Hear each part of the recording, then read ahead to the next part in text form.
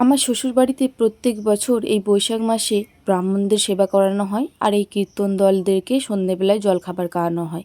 তো প্রত্যেক বছরের মতো এই বছরও আমরা দু বউ মিলে কীর্তনদেরকে সন্ধ্যেবেলায় জল খাইয়ে দিলাম। তো হাই এভরিওয়ান, গুড মর্নিং। আবারও স্বাগত আমার একটি নতুন ভিডিওতে। আশা করছি সকলে খুব ভালো আছেন আর সুস্থ আছেন, আর আমরাও বেশ ভালো আছি। আজ হলো বুধবার, এখন ঘড়ির কাঁটায় সকালে 8:30 মতো বাজবে। এখন থেকে আজকের ব্লগটি আমি শুরু করছি। আশা করছি আজকের ব্লগটি আপনাদের ভালো লেগে থাকবে। সকালে যে টুকিটাকি কাজগুলো থেকে থাকে সব কিছু কাজ কমপ্লিট করে দিয়েছি, আর ওইদিকে ভাতটাও চাপিয়ে দিয়েছি। এইদিকে তো কালকে মা চলে এসেছে, আপনাদেরকে তো বলেইছিলাম। আর মা চলে এলে তো সোনা মা আর বাড়িতে থাকবে না, মা ঠিক নিয়ে চলে আসবে। এই কিছুক্ষণ আগেই মা গিয়েছিল সোনামাকে আনার জন্য, তো সোনামাকে খাবার খাইয়ে রেডি করিয়ে মায়ের সাথে পাঠিয়ে দিয়েছিলাম। আর এই যে আমাকে দেখেই সোনামায়ের আনন্দটা দেখুন কতটা পরিমাণে। সত্যি করে বাচ্চারা যদি মাদেরকে অনেকক্ষণ না দেখতে পায়, তারপরে যদি দেখতে পায়, ওদের যে কতটা আনন্দ লাগে, আর ওইটা দেখে মাদের মনটা আরও বেশি খুশি হয়ে যায়। সোনামা তো এই বেশ কিছুদিন আগে পর্যন্ত কলা পাকাটা খেতে পছন্দ করতো না, তবে এখন কিন্তু বেশ ভালো মতো কলা পাকাটা খায়। আর এই দুদিন হলো বাড়িতে কলা পাকা নেই, আর এখন সেরকম কেউ বাজারও যায়নি যে আনা করাবো। আজ রয়েছে একাদশী, তো মা কালকে দিদির বাড়ির থেকে বাড়ি এসেছে, তো বাড়ি আসার পথেই বলছিল বেশ কটা মতো কলা পাকা এনেছে। আর এই কলা পাকাগুলো কিন্তু বেশ বড় বড়। তো মাকে বললাম একটা মতো দিয়ে দাও, তাহলেই হয়ে যাবে। মা বলছিল দুটো নিয়ে যাবে, তো নিয়ে যাবে। আমি বললাম না না, একটাই দিয়ে দাও, তাহলেই হয়ে যাবে। এই কথা বলতে মা আর একাদশী দিনে সারাদিন শুধুমাত্র ফল জল খেয়েই থাকে, তাহলে ওই কটা কলা পাকা মাদের কাছে কিছুই নয়। মা রয়েছে, ঠাকুমা রয়েছে, সারাদিন সারা রাত কাটাতে হবে, তো তো সেই কারণে একটা মতনই নিয়ে নিলাম। এইদিকে হয়তো মা ফোনটা নিয়ে নেবো, দিয়ে এটা খাবে। কেমন করে খায় গো এটা? এটা কেমন করে খায়? কেমন করে খায় এটা? হ্যাঁ,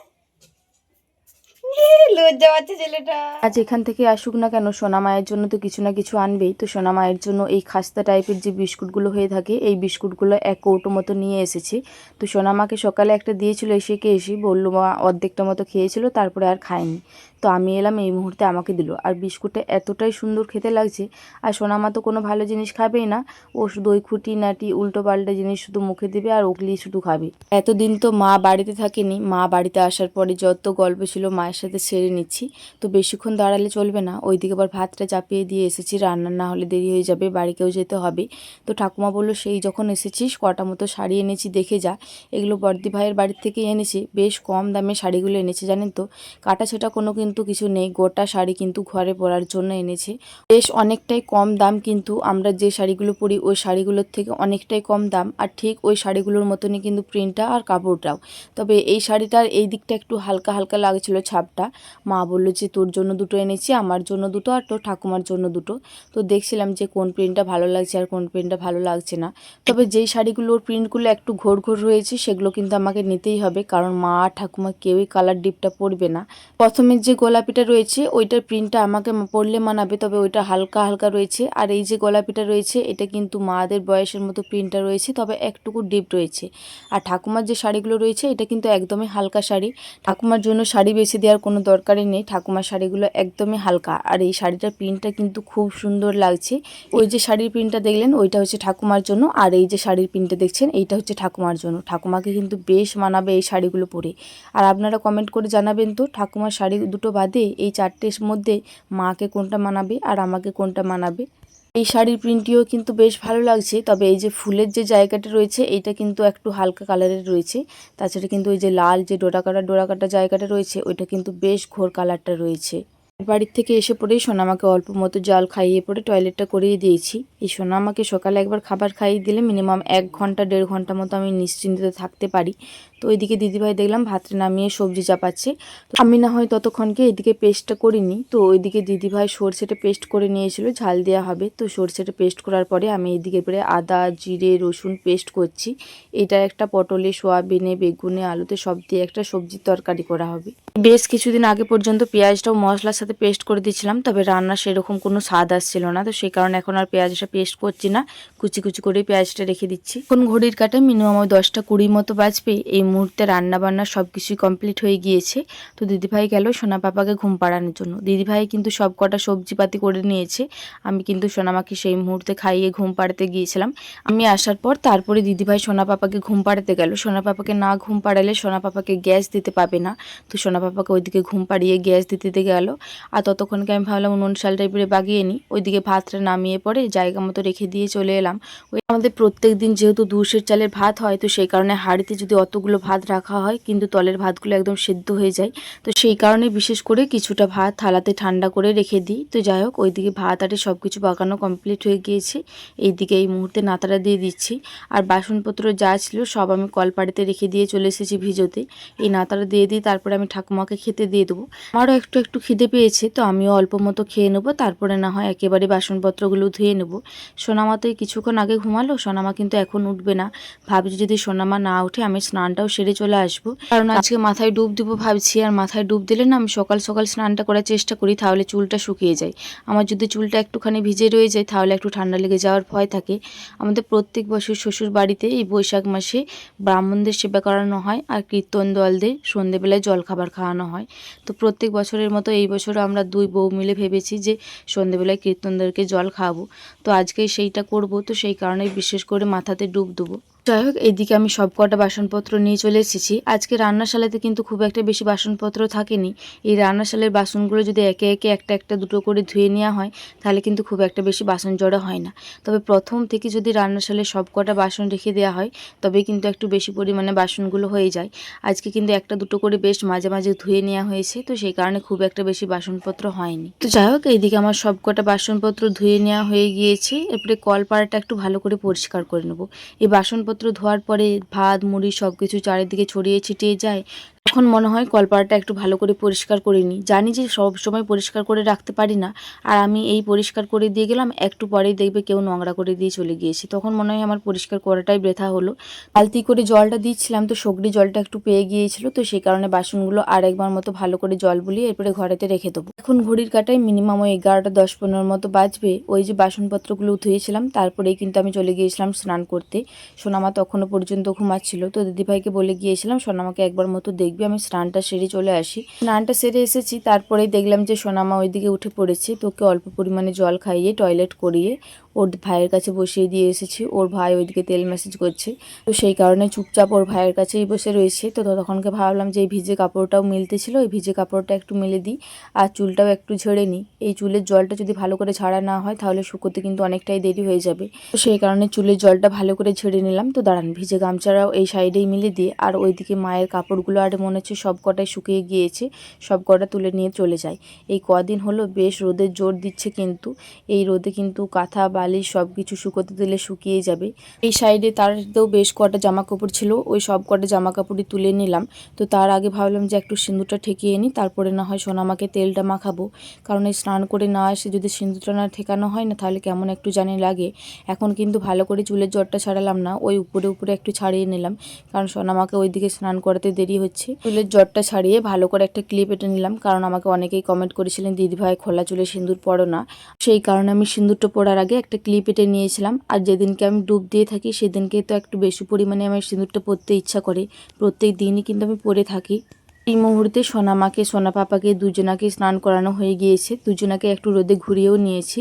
এখন ঘড়ির কাটায় মিনিমাম ওই 12টা মতো বাজবে। তো দিদিভাইও আজকে ডুব দিবে, তো সেই কারণে দিদিভাইয়েরও তো একটু টাইম লাগবে। তো দিদিভাই বলল যে সোনা পাপাকে নিয়ে তাহলে বস। তো এইদিকে আমি সোনামাকে আর সোনা পাপাকে নিয়ে বসে রয়েছি। আমার তো স্নান হয়ে গিয়েছে আর চুলটা খুলেই বসে রয়েছি ফ্যানের বাতাসে, যাতে চুলটাও শুকিয়ে যায়। এরা যখন খেলবে পুরো বিছানাময় একদম খেলনাপাতি ছড়িয়ে ছিটিয়ে খেলবে, তবুও ওদের কিন্তু মন শান্তি হবে না। কখনো বলবে এইটা চাই, কখনো বলবে ওইটা চাই, আবার কখনো কখনো 2 ভাই বোনে মারাপিটও লেগে যাবে। 2 ভাই বোনে যেটা নেবে একটা জিনিসই নিয়ে থাকবে। এই কিছুক্ষণ আগে এই জলের বোতলটা সোনা পাপার কাছে ছিল, এই কিছুক্ষণ আগে সোনামা আবার ওইটা কাড়িয়ে নিয়ে নিল। তো যাই হোক, এইদিকে আমিও চুলটা খুলে পরে একটু বসে রয়েছি যাতে চুলটা তাড়াতাড়ি শুকিয়ে যায়। যাই হোক, তার কিছুক্ষণ পরেই সোনামায়ের পাপা এসে বলল যে এই কটা জিনিস আজারে রেখে দাও। এই কিছুক্ষণ আগে একটু ধোলাই গিয়েছিল কটা জিনিস আনার জন্য। ওই যে বললাম না যে সন্ধেবেলায় জল সেবা করাবো, তো সেই কারণে কটা জিনিস আনতে গিয়েছিল। বোঁদে, শসা, তরমুজ, তারপরে ওই টুকিটাকি করা ঘরের জিনিসও আনলো, সোনা মায়ের সোনা পাপার জন্য ডাল আনলো, কাজু কিশমিশ কাঠবাদাম ওই সব কিছুই নিয়ে এলো। আর বাড়ির সবজির জন্যও বেশ কটা জিনিস এনেছে। আর সোনামা তো এসে তার জালিটা নিয়ে ওর জেম্মার কাছকে নিয়ে চলে গেল। ওর তো দুষ্টুমি সারাদিনের কোনো শেষ নেই। তো যাই হোক, এই সব কটা জিনিস এরপরে ভালো করে ফ্রিজে রেখে দেবো, তাহলে খারাপ হওয়ার কোনো চান্স থাকবে না। আর তরমুজটা কিন্তু একটা তরমুজেই বললো 2.5 কেজি মতো রয়েছে, আমরা 2 কেজি মতো আনতে বলেছিলাম। মিনিমাম কীর্তন দলের মধ্যে 10 জন থাকবে, আর টুকিটাকি একে তাকে যা দেওয়া হবে।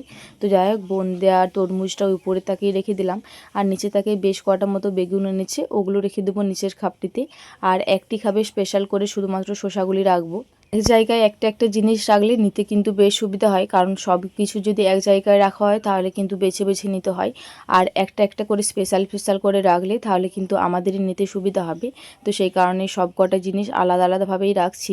আর ফ্রিজে যেহেতু জায়গা রয়েছে, তো সেই কারণে আলাদাভাবে রাখছি। তো যাই হোক, এইদিকে আমার সব কিছু রাখা কমপ্লিট হয়ে গিয়েছে। এবারে চলুন আমাকে খাবারটা খাইয়ে দিই। এখন ঘড়ির কাঁটায় সন্ধ্যা 7টার মতো বাজবে। এই মুহূর্তে সন্ধ্যে দেওয়া আর সব কিছু কমপ্লিট হয়ে গিয়েছে।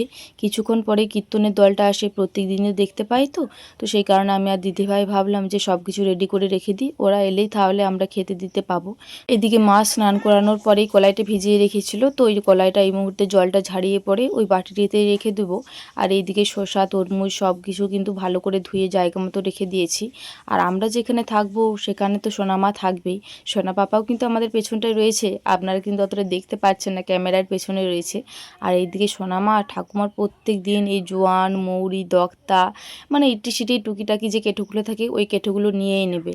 যাই হোক, বেশ কতক্ষণ কিন্তু জ্বালাতন করছিল। তারপরে বড়মশাই একবার সোনামাকে নিয়ে গেল, আর মা নিয়ে গিয়েছিল সোনা পাপাকে। তো সেই টাইমে আমি আর দিদিভাই ফলগুলো কিন্তু ভালো মতো কুচিয়ে নিয়েছিলাম। সবার প্রথম শসাগুলো কুচিয়ে নিচ্ছি, এই শসাগুলো একটা আলাদা জায়গায় কুচোচ্ছি, আর তরমুজগুলো একটা আলাদা জায়গায় কুচিয়ে দেবো, তাহলে সবাইকে দিতে সুবিধা হবে। ঠাকুমাকে দেখালাম যে কেমন কেমন পিসগুলো করব, তো ঠাকুমা বলল খুব একটা বেশি ছোট করিস না আর খুব বেশি বড়ও করিস না। তো যাই হোক, এদিকে আমাদের ফলগুলো কুচোনো সব কিছু কমপ্লিট হয়ে গিয়েছে। ওই পাতাগুলো ভালো করে ধুয়ে পড়ে সব কিছু একদম ভালো করে ঢাকা দিয়ে রেখে দিলাম। দেখলাম যে কীর্তনের দলটা আসছে নাকি, তো দেখলাম যে না, কীর্তনের দল বেরিয়ে গিয়েছে মনে হচ্ছে। তো ততক্ষণকে প্লেটে করে ভালো করে সেঁজিয়েও রেখে দিই।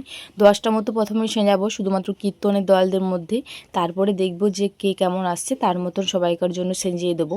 আমাদের প্রত্যেক বছরই যেহেতু কীর্তনের দলদের সেবা করানো হয়, তো সেই কারণে আমাদের প্লেটগুলো বাড়িতে এনেই রাখা হয়। তো প্রথমে একটা মতো প্লেট এনেছিলাম, ওই প্লেটে কিন্তু সব কিছু ধরছিল না। তো দিদিভাই বললো একটা বড় প্লেট নিয়ে আর একটা ছোট প্লেট নিয়ে, তাহলে কিন্তু দেখ সব কিছু একদম ভালো মতো ধরে যাবে। তো বড় প্লেটগুলো শসা আর তরমুজ কুচিগুলো দিলাম, আর ছোট প্লেটগুলো ছোলা ভিজেগুলো আর বোঁদেগুলো দিচ্ছিলাম। আইডিয়াটা বেশ ভালো হলো বলুন। দিদিভাই কিন্তু এই আইডিয়াটা দিল। আমি প্রথমে বলছিলাম ওই যে লম্বা প্লেটটা রয়েছে, ওই লম্বা প্লেটটাতেই একসাথে সব কিছু দিয়ে দিতে, তবে দিদিভাই বললো যে না, একসাথে দিলে কিন্তু ওদের খেতে অসুবিধা হবে, তো সেই কারণে আর একসাথে দিলাম না। তো যাই হোক, এইদিকে আমাদের সব কিছু রেডি হয়ে গেল।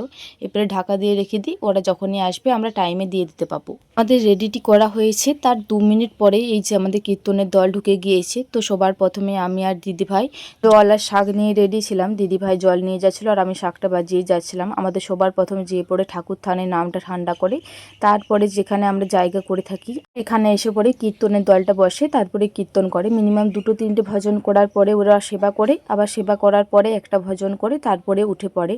উঠোনটিতে করালে বেশ ভালো হতো ওই ঠাকুর থানটার সামনেতে, তবে মেঘের কিন্তু অবস্থা খুব একটা ভালো নয়, তো সেই কারণে এই দালান পিঁড়িতেই বসানো হলো।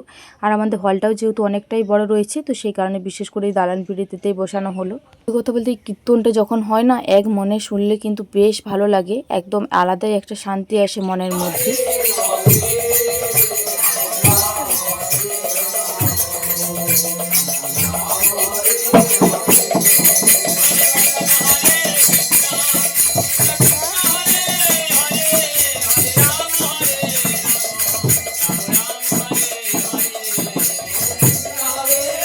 এই বৈশাখ মাসটিতে শুধুমাত্র আমাদের বাড়িতে যে সেবা করানো হয় তা কিন্তু নয়, কিন্তু ব্রাহ্মণ সেবাটা খুব একটা বেশি বাড়িতে করানো হয় না। তবে এই কীর্তন দলকে এই সন্ধেবেলায় জল খাবার খাওয়ানোটা কিন্তু আমাদের পাড়ায় প্রত্যেকটা বাড়িতেই বেশিরভাগ হয়ে থাকে। আমাদের ঈশান বুড়ো কিন্তু চট করে কারু কলকে যেতে ইচ্ছা করে না, তবে এই কীর্তনের দল যখনই এসেছে তখন কিন্তু এসে একটা কাকুর কলে বসে পড়েছে। আর ও কিন্তু কীর্তনটাকে বেশ ভালো মতো এনজয় করছে, একটুকুনো কিন্তু কান্নাকাটি করছে না। তবে সোনামা তো কীর্তনের কাজকে যাবে না, ও ওর জেম্মার কলে ঠিক বসে রয়েছে। সোনামা সব কিছু দূর থেকে দেখতে পছন্দ করে। কীর্তনের দলটা যখন প্রত্যেক দিন আমাদের রাস্তা দিকে পেরিয়ে যায়, তখন যদি না নিয়ে যাওয়া হয় ওই তো একাই একদম ছুটে দৌড়ে চলে যাবে যতক্ষণ না কীর্তনের দলটা দেখতে পাবে। আর এখন যখন বাড়িতে চলে এসেছে, এখন কিন্তু সামনেতে যেতে খুঁজছে না, এখন ও লজ্জা লজ্জা ভাব লাগছে, ওর জেম্মার কলে চুপচাপ বসে রয়েছে। এসে পরে দুটো মতো কীর্তন করে নিয়েছিল, তারপরে কাকুরা বলছিল যে আর বেশি দেরি করব না, কারণ এখনো পর্যন্ত দুটো বাড়িতে জল খাওয়াবে বললো। আমাদের বাড়িতে সবার প্রথম ঢুকেছে। তো এদিকে আমি প্লেটটা ধরে নিয়েছি, আর ওইদিকে দিদিভাই আর আবির দিয়ে দিচ্ছে। আবিরকে মানা করছিলাম, কারণ আবির তো ছোট ছেলে অনেকটাই, যদি হাত থেকে পড়ে যায়, তো সেই কারণে ওকে মানা করছিলাম। এদিকে তো কাকুদের জল খাবার খাওয়ানো হয়ে গিয়েছে, তো দিদিভাই বললো যে একটু করে চা করে নিয়ে আসবো। বললো হ্যাঁ অবশ্যই করে নিয়ে এসো, চা খেতে কোনো ক্ষতি নেই। তো এইদিকে আবার দিদিভাই চাও করে নিয়ে এলো, তারপরে নিয়ে আসার পরে সবাইকে এরপর একে একে দিয়ে দিচ্ছে। কাকুরা কিন্তু আর বেশিক্ষণ থাকবে না, এক্ষুনি বেরিয়ে যাবে। চাটি খাওয়ার পরে একটি মাত্র ভজন করলো, তারপরে এই মুহূর্তে বেরিয়ে যাচ্ছে, কারণ মেঘটাও হালকা হালকা করেছে। আর বললাম না এখনো পর্যন্ত দুটো বাড়িতে কীর্তনের দল খাওয়াবে, তো সেই কারণে কাকুরা একটু বেশি তাড়াতাড়ি করছিল। বৈশাখ মাসে আপনাদের কাদের কাদের বাড়িতে এই কীর্তনের দলদের সেবা করানো হয় কমেন্ট করে জানাবেন কিন্তু। তো যাই হোক, চলুন আজকের ভিডিওটা আমার এই পর্যন্তই, আবারও দেখা হবে পরবর্তী কোনো ভিডিওতে। ততক্ষণে সকলে খুব ভালো থাকবেন আর সুস্থ থাকবেন। আজকের ভিডিওটি ভালো লেগে থাকলে একটি লাইক, কমেন্ট, শেয়ার আর সাবস্ক্রাইব করে আমার এই ছোট্ট চ্যানেলটির পাশে থাকবেন। তো যাই হোক, চলুন আজকের মতো আসি, টাটা।